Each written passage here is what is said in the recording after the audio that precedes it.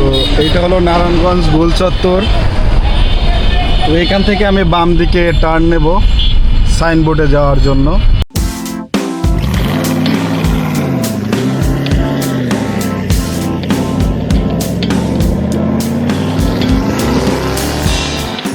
এই সপ্তম রোজাতেও আমি রোজা রেখেছি আলহামদুলিল্লাহ। আর আজকে বলেছিলাম যে যদি গতকালকের ভিডিওতে কমেন্ট ভালো পাই তাহলে অবশ্যই আমি আজকের ভিডিওটা করব। তো কমেন্ট ভালো আসছে বিদায় কিন্তু করতেছি। তো ওই যে আমার ব্রেকে একটু সমস্যা ছিল, সেইটা নিয়ে আমি এখন যাব মেকারের কাছে। তবে আমি যেটা ভাবছি সেটা হচ্ছে মেকারের কাছে গেলে, এখন বাজে 12টা 20, মেকারের কাছে গেলে হয়তো বা 3টা পার হয়ে যেতে পারে। আর রোজার ভিতরে যেহেতু 3টা থেকে গ্যাস পাম্প বন্ধ থাকে, তাই আমি গ্যাসটা নিয়ে যেতে চাচ্ছি। কারণ 3টার পরেও যদি আমার কাজটা সেরে আমাকে ছেড়ে দেয় তাহলেও কোনো প্রবলেম হবে না আশা করি। গ্যাস নিতে আইসি প্রায় 1.5 ঘন্টা হয়ে যায়। এই কেবল সিরিয়ালে বসাইলাম, এখন দেখি কয় টাকার গ্যাস ঢোকে। ভালো হয়েছে বুদ্ধি কইরা এখন গ্যাস নিয়ে, কারণ এখন গ্যাস না নিলে আজকে আর গ্যাস পাইতাম না, গাড়ি আর চালাইতে পারতাম না। আল্লাহ যা করে ভালোর জন্য করে, দেখা যাক ইনশাল্লাহ। চলেন দেখি গ্যাস কয় টাকা ঢোকে।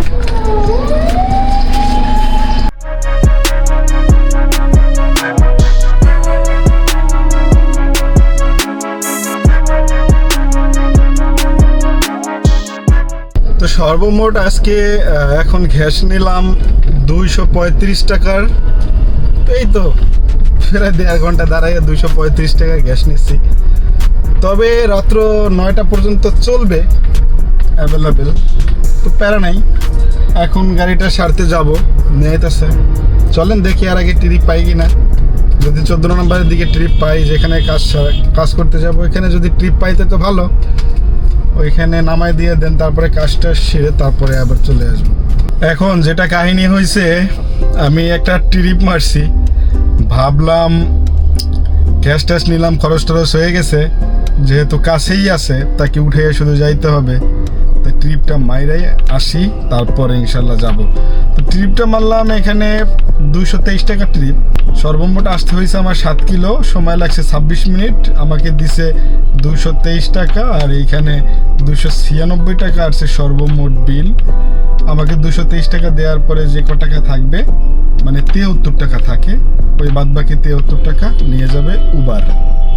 যাই হোক, এই হলো পরিস্থিতি। এখন আমার এই সিদ্ধেশ্বরী থেকে, আমি সিদ্ধেশ্বরী গার্লস কলেজের এখানে আসছি, এখান থেকে এখন আবার আমার যাওয়া লাগবে ওইদিকে। দেখি একটা ট্রিপ মারবো।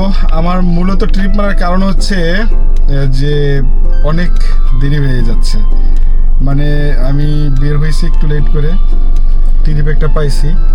আমার তো কাজীপাড়াই লাগে, কাজীপাড়া পাইয়া গেছি একটা ট্রিপ, দেখা যাক, আল্লাহ ভরসা। তবে একটু ভিতরে যাবে, একটা রেন্টের ট্রিপ আসছিল, সে যাবে চুয়াডাঙ্গা ভাড়া বলে আমাকে 7,000 টাকা। ঠিক আছে, বললাম ভাই 7,000 টাকা হবে না, শুধু শুধু বললে লাভ নাই। চুয়াডাঙ্গা এখান থেকে 230 কিলোমিটার, আমাকে বলে 7,000 টাকা। পরে না বলে দিছি, এখন আমি আমার ইতে যাচ্ছি, উবারে একটা ট্রিপ আছে কাজীপাড়ার দিকে, যেটা ধরছি ওইটা যাচ্ছি। ওইখান থেকে আমার গাড়ি নিয়ে যাইতে হবে আর কি 14 নম্বরে। এই হলো আপাতত পরিকল্পনা। বাসায় যাও, বাসা কোথায়? যাও বাসায় যাও, সাইকেল থেকে নামো, সাইকেল থেকে নামো, হাত দিয়ে লয়ে যাও, ছেলে নাও। তোমারে যদি আমি এই রাস্তা প্রতিদিন আসি, তোমারে যদি দেখি, খবর আছে তাইলে। আরে ভাই পড়তো দুইজন, একজন সিট তো নাই পিছনে বসে, একজন দাঁড়াইয়া চলতেছে। তো দেখলেন না ছেলেটাকে শাসাইলাম, সে কি হয়েছে জানেন? আমি ওই যে ওইখান থেকে ট্রিপ নিয়ে আসছি মিরপুর 2 নম্বরের দিকে, কাজীপাড়া দিয়ে ভিতরে। তো আরে ভাই 60 ফিটের রোডটা, যারা চিনবেন 60 ফিট, রিক্সার জন্য মানে কোনোভাবে গাড়ি চালানো যায় না ভাই। রিক্সা একটা অভিশাপ 60 ফিট রাস্তায়, মানে অস্থির ভাই, অস্থির লেভেলের একটা মানে প্যারা এই 60 ফিটে গাড়ি চালানো। তার ভিতরে ওই যে ছেলেটাকে দেখছেন, ছেলেটা গাড়ি সাইকেলটা চালাইতেছে, তার পিছনে বসার মতো সিট নাই, পিছনে এরকম আংডা মারা 2 সাইডে, সেইটার উপরে দাঁড়াই আছে একজন। একবার রাস্তার এপাশে যায়, একবার ওপাশে যায়। আমি হরেন দিলাম, হরেন দেওয়ার পরে সে ডাইন পাশে সেট হইলো, আমি বাম পাশ দিয়ে বের হয়ে যাব, যে বের হয়ে যাই, ও চালাইতেছে চালাক, যে বাম পাশ দিয়ে বের হয়ে যাওয়ার জন্য টান দিছি, আরে ও বাম পাশে আইসা পড়ছে। মানে আমি ব্রেক করছি, পরে আমার চাকা স্লিপ কাটছে। মানে যদি অ্যাক্সিডেন্ট হইতো, যদি ধাক্কাটা লাগতো, তাইলে ও মনে করেন প্রায় 100 মিটার দূরে চাইতো যদি ধাক্কা লাগতো। তো যাই হোক, আমি কন্ট্রোল করছি, লাগে নাই। তারপরে আমি গাড়ি থামাইলাম। তারপরে কাহিনীটা হয়েছে, তাকে জিজ্ঞেস করলাম যে তোমার বাসা কোথায়। ইচ্ছা ছিল মারার, কিন্তু মারি নাই। ছেলেটা আমাকে সরি বলছে, এর জন্য মারলাম না। তারপরে বলছি তোমার এই জানি আর দেখি না। এটা একটা মানে কি বলবো,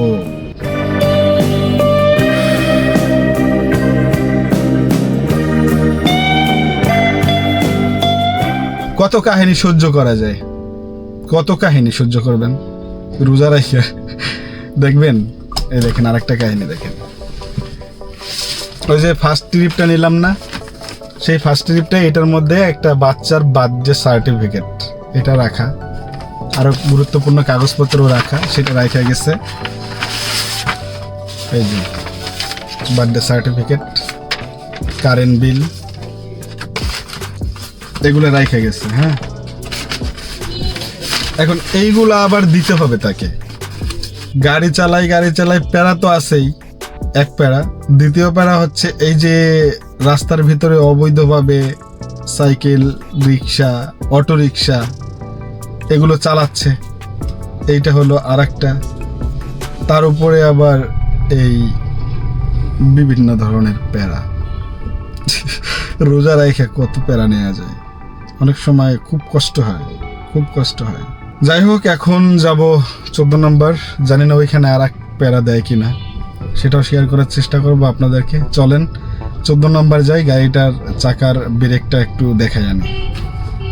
গাড়ি নিয়ে আসছি, ওই যে আমার গাড়ি।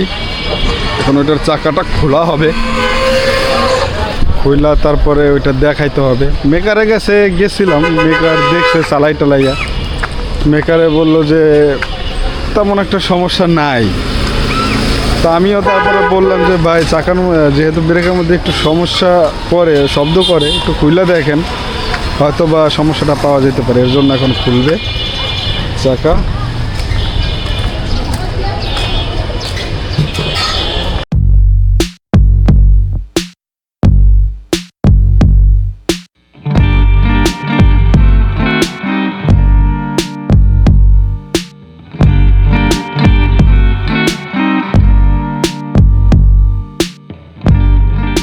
না, তেমন কোনো সমস্যা পাইলাম না, বুঝলাম না তাহলে সমস্যাটা, শব্দটা করে কোন জায়গা দিয়ে। তবে ওই সাইডে একটা সমস্যা পাইছি, সকেট জাম্পারটা আসলে পানি সাইডে দিছে, এইটা। হ্যাঁ, তেল সাইডে দিছে। যাই হোক, কোনো সমস্যা পাইলাম না। আবার সেট আপ করে দিতেছে, ঠাস ঠাস করে শব্দ কোথা দিয়ে করলো। এইটা কি দেখতো, এইটা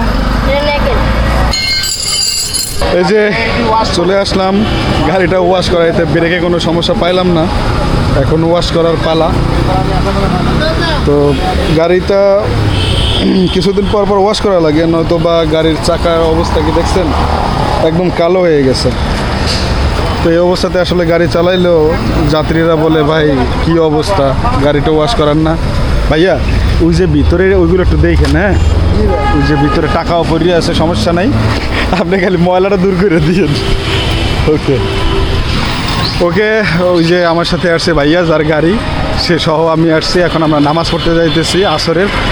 চলেন নামাজটা পড়ে আসি, তারপরে ইনশাল্লাহ ওয়াশ করে দেখা যাক, আল্লাহ ভরসা। এই তো অবশেষে গাড়ির মালিককে নামাই দিলাম, ওয়াশ করাইলাম গাড়ি। পরে এখন রওনা দিয়ে যাচ্ছি 10 নম্বরের দিকে, 14 নম্বর আছি। তবে এখানে একটু দাঁড়াবো, দেখি 2-1টা ট্রিপ পাই কিনা। একটা ট্রিপ পাইলে তো ভালো।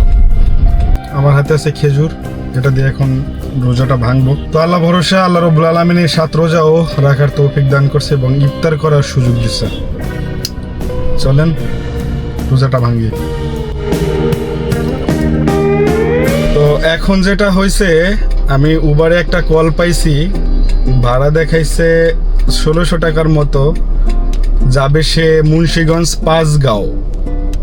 তো ওই ক্ষেত্রে আমি চিন্তা করছি না বসে থেকে চলে যাই। তো আল্লাহ ভরসা, যাওয়া যাক, দেখি কি হয়। তো এই তো চলেন আপনাদের সাথে পুরো এক্সপিরিয়েন্স শেয়ার করবো আস্তে আস্তে।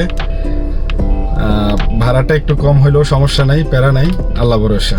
টান দেন, ধ্যান জোরে টান। হ্যাঁ, তো এই তো আইসা পৌঁছাইলাম। তো এখান থেকে এটা হলো বিক্রমপুরে পড়ছে। হ্যাঁ, মুন্সিগঞ্জ, বিক্রমপুর, পাঁচগাঁও, হ্যাঁ এই এলাকার নাম। তো এখানে এসে পৌঁছাইলাম। ভাড়া আসছি কত জানেন? ভাড়া আসছি মূলত 2000 টাকা। আমাকে দিছে 100 টাকা বকশিস, 2100 টাকা। তো এখানে কিলোমিটার ছিল 75 কিলোমিটার। তো 75 কিলোমিটার একদম খারাপ না। এখন যদি একজন যাত্রী আমি পেয়ে যাই কোনোভাবে, নারায়ণগঞ্জ দিয়ে ঢুকবো, তাহলে তো আলহামদুলিল্লাহ ভালোভাবে পোষায় যাবে। তো এখন যে রোজার মাস, এই রোজার মাসের যে ইনকাম, সেই তুলনায় এখানে একদম খারাপ না। 70 কিলো, ঢাকা শহরে হয়তো বা 70 কিলো চালাইলে 1000 টাকা ইনকাম করতাম। হ্যাঁ, এই অবস্থা এখন বাজারের। তো এখন আমার যাব নারায়ণগঞ্জ দিয়ে। তো এইখান থেকে উবারে ভাড়া দেখলাম মিরপুর 1-এ আসছে 1650 টাকার মতো উবারে ভাড়া দিছে এইখান থেকে মিরপুর 1-এ। তো উবার পাঠাও না পাইলেও সমস্যা আমার এখন নাই। আমি এখন নারায়ণগঞ্জ দিয়ে গ্যাসটা নিয়ে দেন আস্তে আস্তে আগাবো। পাঠাও উবার ওপেন থাকবে, যেইটা আসে আলহামদুলিল্লাহ, না আসলেও আলহামদুলিল্লাহ, বাসায় পৌঁছাইতে হবে। এটা হলো মেইন ব্যাপার এখন। তো সামনে যাইতে যাইতে আরও বিশেষ কিছু অভিজ্ঞতা হয়তো বা হইতে পারে, ওইগুলো আপনাদের সাথে শেয়ার করার চেষ্টা করবে ইনশাল্লাহ। সাথে থাকেন শেষ পর্যন্ত। আচ্ছা, এখন ওই যে মুক্তারপুর দিয়ে ওই রোডটা তো একদম সেফ না? ডান দিকে কোনো সমস্যা নেই, কিন্তু এই দিক দিয়ে দেখলাম নিজুম রিক্স। আচ্ছা ঠিক আছে, ধন্যবাদ, ভালো লাগলো কথা বলে। গ্যাসটা নিয়ে যাওয়া যাবে। ওকে, আসসালামু আলাইকুম। তো এই তো যাকে নিয়ে আসছি তার মামার সাথে কথা হইলো এলাকার। তো আমি আবার একটা চিপস, একটা কেক আর একটা বুলডোজার নিয়ে নিলাম। এটা নিয়ে এখন আস্তে আস্তে আগাচ্ছি সামনের দিকে, খাইতে খাইতে আগাবো চিপস। এখন একটা গান শুনবো বক্সের ভিতরে, গান শুনতে শুনতে রিল্যাক্সে আগাবো। তারপরে আগে সিএনজি গ্যাস নেবো মুক্তারপুর গিয়া নারায়ণগঞ্জ, ওইখানে গিয়ে সিএনজি গ্যাস নিয়ে তারপরে রিল্যাক্স, প্যারা নাই। পাইলে পাইলাম, না পাইলে বাসার দিকে আস্তে আস্তে রওনা দিয়ে যাব। তো চলেন আগে আমরা মুক্তারপুর গিয়ে গ্যাসটা নিই। 2টা গরুর পাশে আবার খরচও আছে।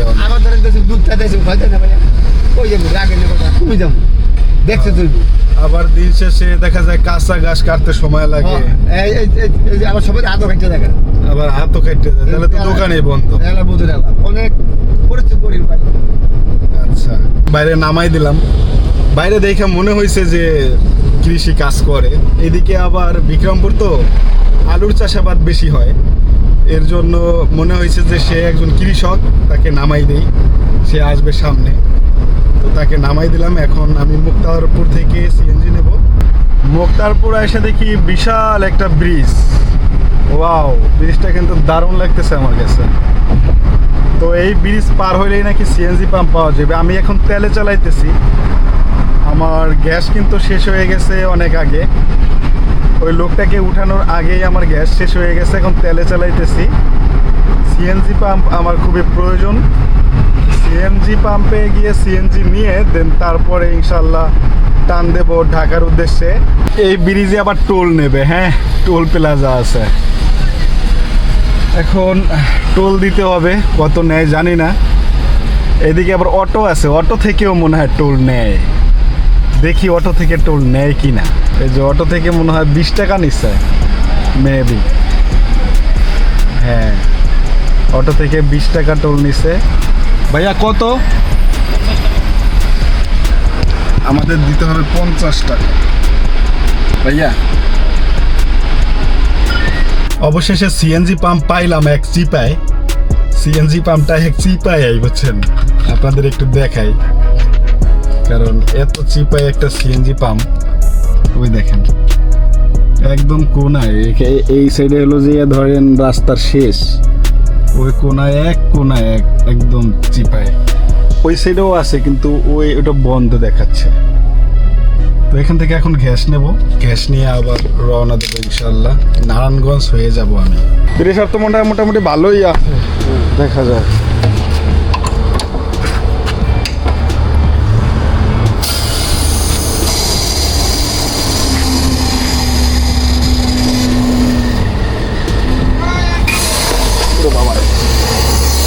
দিছে বাড়ি যে ঢুকতেছে,